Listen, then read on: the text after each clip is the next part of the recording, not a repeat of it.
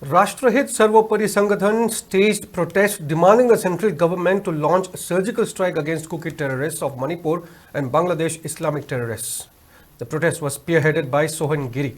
Various slogans were chanted during the protest in front of the Prime Minister Museum in New Delhi. It may be recalled that Rastrahit Sarvopari Sangathan, along with various organizations, had submitted memorandum to Prime Minister Narendra Modi in connection with the ongoing crisis of Manipur.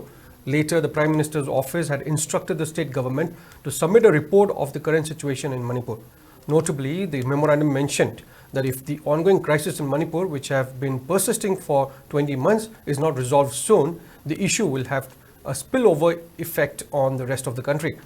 China, Pakistan, Bangladesh, Myanmar and some opposition parties have a hand in stoking the violence in Manipur incited by Kuki terrorists, launching an undeclared war by deploying drone attack, missiles attack, engaging in anti-national works like drug business, abduction, facilitating influx of illegal immigrants and attack on civilians. The memorandum also called for the removal of Sioux Pact with Kuki militants and urged for immediate strike against the Kuki narco terrorists.